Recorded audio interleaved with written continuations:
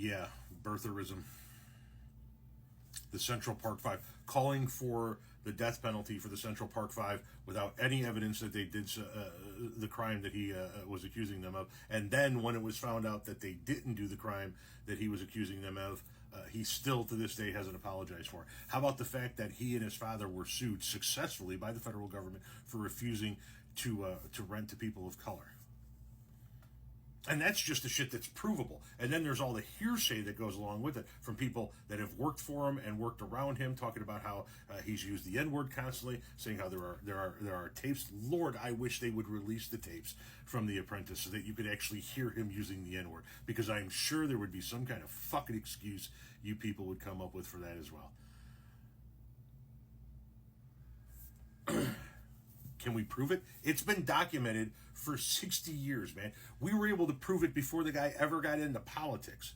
We knew before he ever got into politics he was a racist, misogynistic bucket of shit who fucked over every working man and woman he ever came into contact with, yet you guys lined up to vote for that garbage. And you want to know what's going to happen when he's gone? It's going to be like the Dukes of Hazzard. Remember the Dukes of Hazzard? Everybody watched the Dukes of Hazzard because the numbers said so. But you could never find anybody that back then that admitted that they watched the Dukes of Hazzard because it was such a stupid fucking show. Entertaining, but stupid. And so while they were number one on the charts, you couldn't find anybody that said that they actually watched it. And then years later, after the Dukes of Hazzard was gone, everybody was like, that was a dumb show. I never watched that show. I never watched that show. I never watched that show.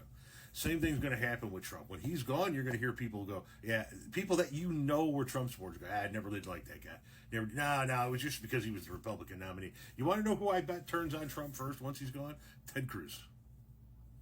That opportunistic bucket of shit from Texas will turn on him in the drop of a hat. And then all of a sudden you're going to see a bunch of cultists that used to have Trump flags on their house, used to have Trump signs in their lawn, used to have Trump bumper stickers on their car or on their pick-em-up truck. All of a sudden say, well, yeah, I never really liked the guy. I mean, we voted for him because he was a Republican and we agreed with his policies, but we knew he was an asshole. Yeah, we knew he was a racist before he ever threw his head into the political ring. The thing is, the question is, how come you didn't know that?